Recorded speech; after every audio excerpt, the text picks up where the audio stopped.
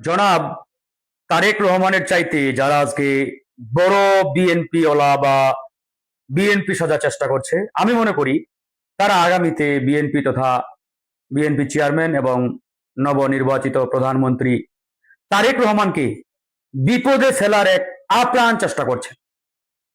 আমি আগেও বলেছি, যেমন জিয়াউর রহমান সাহেবের চাইতে বড় বিএনপি ওলা বাংলাদেশে কেউ অতীতেও ছিল না এবং ভবিষ্যতেও আসবে না।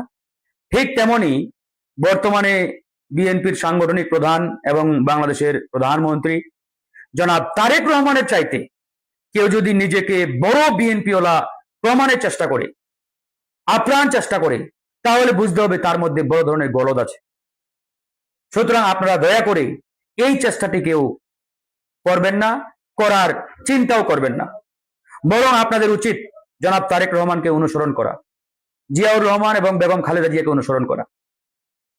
মনে রাখবেন, অতি ভক্তি যেমন চোরের লক্ষণ, ঠিক তেমনি অতি কথনও বিপদের লক্ষণ। সুতরাং যারা বিভিন্ন দায়িত্বে রয়েছেন, বিভিন্ন চেয়ারে রয়েছেন, সুতরাং আপনাদেরকে কথা বলার আগে ভেবে চিন্তে কথা বলতে হবে। সামান্য একটি কথাই পরিস্থিতি পাল্টে যেতে পারে, হিতে বিপরীত হতে পারে, যেমনটি বিগত সময়ে বারবার প্রমাণ এদেশের মানুষ কিন্তু পেয়েছে।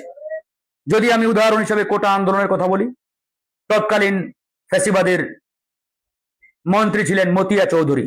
তার একটি মাত্র কথায়, একটি মাত্র বাক্যে বাংলাদেশের ছাত্র সমাজ কিন্তু দাউ দাউ করে জ্বলে উঠেছিল। দেশের পরিস্থিতি কি হয়েছিল সেটি আপনারা সবাই জানেন। এই জন্য আমি বলছি, কথা বলার আগে চিন্তা ভাবনা করে বলতে হবে।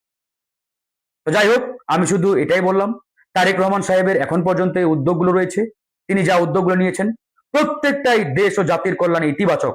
আমরা সাধুবাদ জানিয়েছি। এই উদ্যোগগুলো আমরা যাতে বাস্তবায়ন করতে পারি, এই উদ্যোগগুলো আমরা যাতে সফলভাবে উনার মাধ্যমে বাস্তবায়ন দেখতে পাই, এই জন্য আপনাদের সকলের উচিত উনাকে কোঅপারেট করা, সহযোগিতা করা। না হলে কিন্তু আসলে এই উদ্যোগগুলো বাস্তবায়ন হবে না। তিনি এখন পর্যন্ত অসংখ্য ইতিবাচক উদ্যোগ নিয়েছেন দেশ ও জাতির কল্যাণে ভূমিকা রাখার জন্য।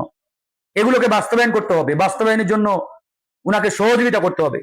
তা না করে যদি তার উল্টো পথে আপনারা হাঁটেন, চলেন, তাহলে তো ভাই হবে না।